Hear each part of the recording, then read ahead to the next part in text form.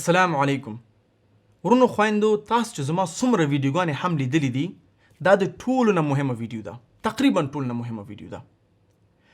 په دا ویډیو باید هر مومن مسلمان په افغانستان کې بیرون د افغانستان نه شیر کړي تر څو پورې زما دا پیغام مسؤلین ته ورسیږي زه غواړم په افغانستان کې د دولت سره خبرې وکړم زه په دولت باندې اعتراض کوم چې ولې دا کار داسې نه کوي ولې دا هیڅ دنه خیر نه جوړیږي دنه کوم نتیجې ته نه رسیږو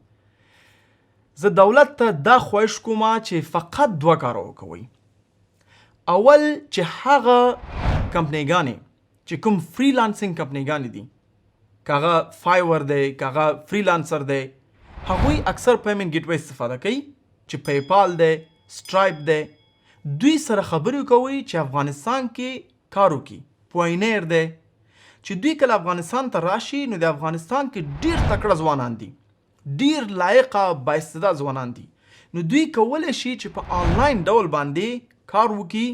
او فریلانسینګ وکړي خلکو ته آنلاین کار وکړي او کم سے کم د میاشتې $1000 یا $500 خپل کور ته نفقه راوړي دا جالبه ده چې پوینیر په عراق کې کار کوي په افغانستان کې په جنجال سره دی دا جالبه ده چې پیپال په مختلف ملکونو کار کوي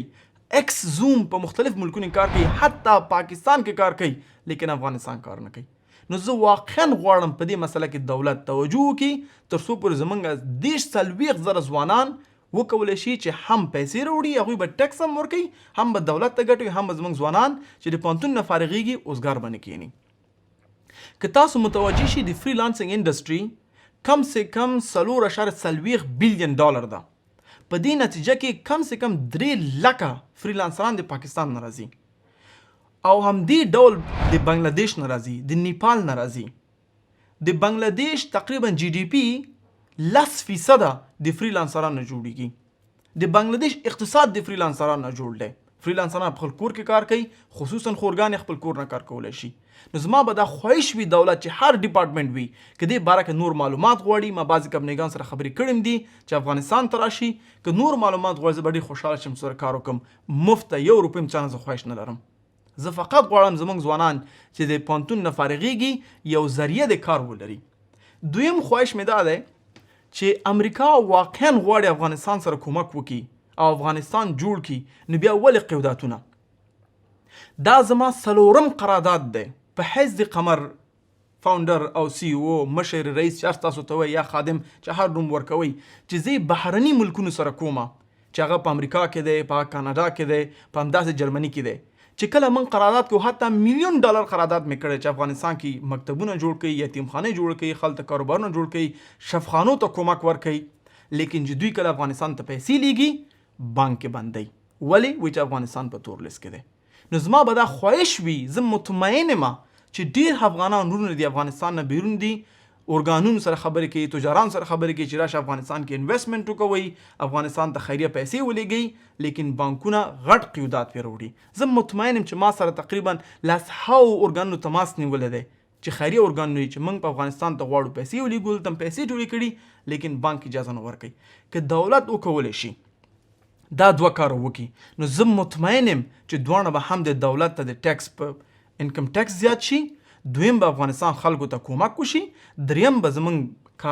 کوم ځوانان چې اوزګار دي ځکه زیات زمونږ نفوس ځوانان دي او ټول اوزګار دي نو دوی ته به کار پیدا شي چې دا زمونږ اقتصاد جوړ شو نو مشکل حل دی دنیا 360 ډیګري تغییر خوړلی ده مخکې به تاسو ته اوبه ضرورت وي چې ملک ترقي وکړه زما په نظر باندې اوس تاسو ته قوي انټرنیټ ضرورت دی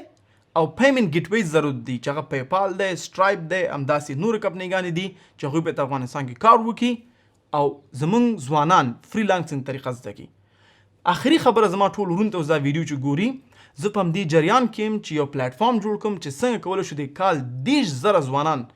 خورګانې موږ ته د فریلانسینګ طریقې تدریس ورکو چې هغه پایتون دی که PHP ده که د ګرافیک ډیزاین دی که هر بخش کې انشاءالله دوی ته موږ آنلاین تدریس ورکو دوی زده کړي تربیه وکړو او بیرته بیا فریلانسینګ پیسې وګټي نو تاسو کولی شئ چې youlearner.com ته لاړ شئ اول ته خپل ایمیل ولیکئ تر څو پورې چې اول موږ دا پلیټفارم لنچ کوو نو ته خبر شي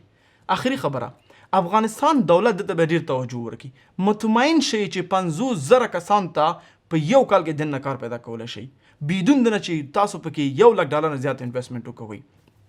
پاکستان دولت یو پلیټ فارم جوړ کړی، ویب سایټ جوړ کړی دی، عوامو ته مفت فریلانسنګ د انټرنیټ د لارې نه پیسې پیدا کول طریقه ورته ښیي، تر څو پورې 80,000 ځوانان هلته فریلانسنګ کوي او د پاکستان ته هم ټیکس ورکوي او هم یې ژوند مخکې وړی دی. زه به تاسو دا ووایم چې زه پاکستان کې بعضې فریلانسران چې ما سره خبرې کړي د میاشتې هغوی کم سے کم $4,000 پیدا کوي. دنیا تغییر کړې ده، ډیر خلک اوس کوشش کوي چې خپل دفترونه کسان آنلاین واخلي، که هغه فیسبوک دی، ګوګل دی، که هر څوک دی. نو تاسو چې دغه تقویه قوت ولرئ، زده کړه وکئ، آنلاین طریقې باندې کار وکوئ، نو کولی شئ دنیا هرې کمپنۍ سره کار وکوئ. زه امید لرم چې دا ویډیو هر چا لیدلی وي، شیر کړي وي، که دولت کې څوک پیژنئ، وزارتونو څوک پیژنئ چې د دې مربوط کار کوي، لطفا دا ویډیو شریک کړئ. په حیث د افغان، په حیث د مسلمان، زما دا وظیفه وه چې تاسو هم دا شریک کړه. لطفا دې برخه کار وکوئ او مطمئن شئ په دین نه په کال کې هر کال کې 10,000 ځوانان تاسو ته کار پیدا کولی شئ. او تاسو چې ډیر معلومات په کار دې بخش کې، نو انشاءالله زه په خدمت کې یم او زه تاسو سره کومک کولی شم، که هغه یو ارګان دی، که دولت دی او که هر څوک دی. زما دا خبر عادي مه ګڼئ، نن نه سبا به پوه شئ پې، خو نن نه لاس تاسو تکړه شئ، ځکه کمپنیګانې د دې کورونا د وجې نه ټول خلک آنلاین نیسي او فریلانسنګ کار کوي. همدا وخت دی که موږ شاته همدا اوس حرکت ونه کړو 2020 کال کې، نو پاکستان، بنګلادیش، نیپال، بوتان او په شمول د نور ملکونه لګیا دي همدا اوس فریلانسران ټرین کوي چې دوی کله هر څه واغستل بیا به ډېر سخت وي دې مارکیټ ته دننه شو. اوس مارکیټ خالی دی او لطفا پکې کار وکوئ. دا ویډیو دوباره آخري خواهش مې دی چې شیر یې کا او هغه خلک چې مسؤلین دي هغوی سره شریک کا. او که څوک هم دا اوس افغانستان کې فریلانسنګ کوي،